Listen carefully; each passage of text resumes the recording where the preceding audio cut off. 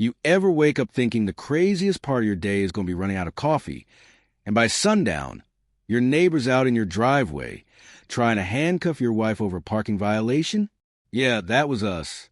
And if you've ever wondered just how deep the insanity of an HOA can go, buckle up, because what went down on our quiet street didn't just cross the line of ridiculous. It burned a map and became neighborhood legend. See, my wife Elena, well, mostly Elena, had been dreaming of this vacation for 3 long years. Not some 5-star island getaway, just 2 uninterrupted weeks of silence. No work calls, no urgent emails, no pant before noon, just peace. She had her gardening gloves ready, her Netflix watch list locked in, and a sacred oath to avoid her inbox for 14 glorious days. On that first Tuesday, the sky was blue, the birds were singing, and I was typing away on my laptop. Elena moved her SUV just a hair, 2 inches at most, the shared edge of our driveway, so I could make a grocery run. Innocent, right? Enter Karen. You know the type. Starch khakis. Button-down shirt with HOA president stitched above the pocket, like she was leading a SWAT team. Her glare alone could peel paint off a house. She came marching over with a ruler in one hand and a clipboard in the other, like she was about to issue a war tribunal. She literally yelled violation. So loud a flock of birds in a nearby tree just straight up evacuated the neighborhood. Elena, in her pajamas and halfway through her first coffee, just sighed and said, "Look, I'll move it." But of course, that wasn't good enough for Karen. Oh no, she actually blocked Elena from getting into her own car, physically stood in her way like some bootleg mall cop, and began flipping through her clipboard like she was issuing an international warrant. "Too late," she said. "This is your 3rd warning." Elena's jaw set slowly, calmly, and she said, "Karen, we've lived here a year. You've never once mentioned anything about our parking." Karen's face turned this color I can only describe as rage eggplant. She started snapping photos, muttering about evidence, claiming Elena had been on her radar for months. Meanwhile, through their living room window, I saw her husband Richard peeking out from behind the curtains, mouthing a silent sorry, before vanishing like a man used to disappearing from his wife's outbursts, which, as I'd soon learn, was pretty much his full-time job. And if you think I'm exaggerating, just ask Frank, 2 houses down. He's seen Karen threaten to arrest the Johnsons for their trash cans being out 10 minutes too long, humiliate a newlywed couple over their pastel blue front door, and make poor Mrs. Smith cry in front of her grandkids over chalk drawings on the sidewalk. This wasn't about HOA rules. This was personal. Karen wanted our house for her sister. Cash deal.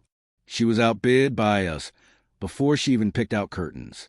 Ever since then, everything we did, no matter how small, was an act of war. The next 48 hours were pure psychological warfare. First light the next morning, I woke up to traffic cones, real ones, blocking our driveway, a laminated HOA enforcement sign zip-tied in the middle like it was some kind of crime scene. Elena, barely awake, just pulled out a tiny notebook she'd been quietly keeping and started documenting. By mid-afternoon, we had bright orange violation stickers the size of laptop screens slapped on every visible surface. Our mailbox apparently tilted. Our hose, too visible from the road. Even the way the garden hose hung off the spigot. That night, Karen used a PA system to blast the neighborhood with a warning. "Be aware, criminals among you." The neighbor's dog howled for hours. Then came day 2. Things turned cinematic. Karen stepped out at 6 a.m. in what can only be described as a clearance rack Halloween police uniform. Navy shirt with iron-on enforcement letters. A utility belt full of dollar store gadgets. A fake badge that read, HOA enforcement officer. She paced our sidewalk with a walkie-talkie I'm almost certain wasn't even on, scribbling furiously, glaring like she was mid-stakeout of an international drug bust. By noon, a homemade eviction notice was duct-taped to our front door, signed Chief of HOA Enforcement Division, threatening mandatory enforcement action. Elena, who, I'll remind you, just wanted vacation, actually laughed. It was the first real smile I'd seen since this madness began. She filed it away neatly in her ever-thickening collection titled Karen's Greatest Hits. And then, Sunday night. Karen set up a folding table and chairs on our lawn. Not her lawn. Ours. She called an emergency neighborhood watch meeting, complete with her fake utility belt and, yes, real handcuffs. 5 neighbors showed up, all awkward, all secretly wishing they'd brought popcorn. Then she finally snapped a line she couldn't walk back. Monday morning. Karen camped out on her own front lawn in a folding chair under a sun umbrella, with snacks and phone on a tripod live streaming her stakeout to the HOA enforcement group, which, as Frank later showed me, was just Karen using a bunch of fake accounts to talk to herself. She narrated the scene like some off-brand David Attenborough. Subject emerging from habitat, she whispered, as Elena stepped outside in her flannel pajamas to get the paper. That's when Karen sprang up, marched across the lawn, and declared Elena under citizen's arrest for repeated HOA violations. She held up rail metal handcuffs and started reading what sounded like a knockoff version of the Miranda rights, except HOA style.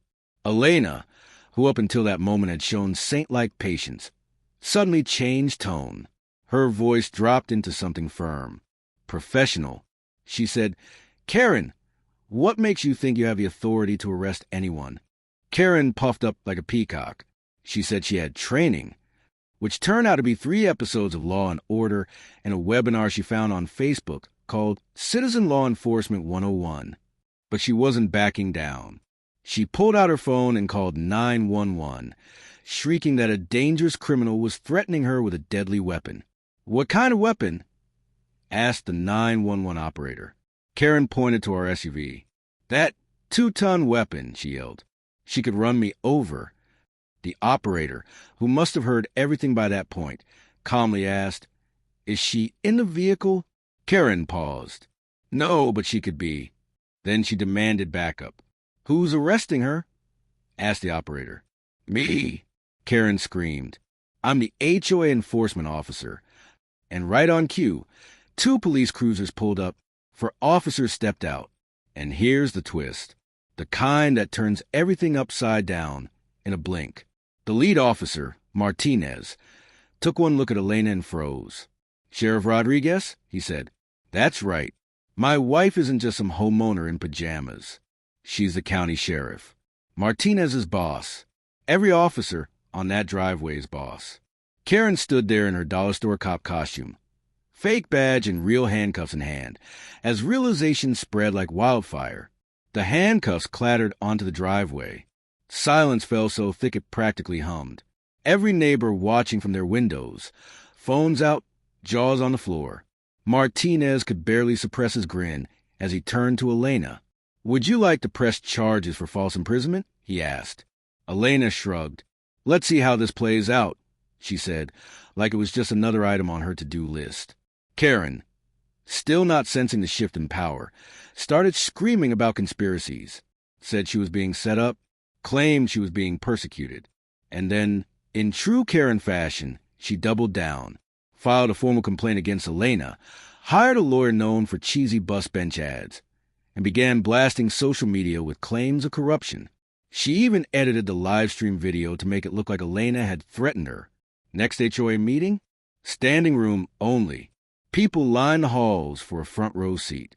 Karen brought posters, a PowerPoint presentation, stacks of evidence, including Elena's coffee mug, allegedly a potential weapon, and records of our grocery trips, suspicious travel patterns. The room broke into muffled laughter until Elena calmly stepped up and dropped a mountain of documents. Photos, HOA notices, audio clips, and a police report listing Karen as the impersonator of a law enforcement officer. Then, in a plot twist worthy of courtroom drama, Richard, yes, Karen's husband, walked in, handed Elena a USB drive, and said, "My wife doesn't know the garage camera records audio. You should hear this."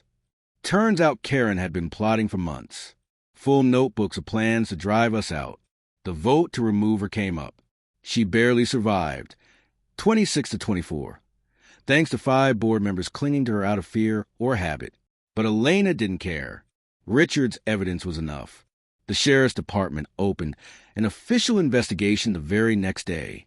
Internal Affairs showed up at our home, spent hours interviewing Elena, reviewing videos, notes, documents.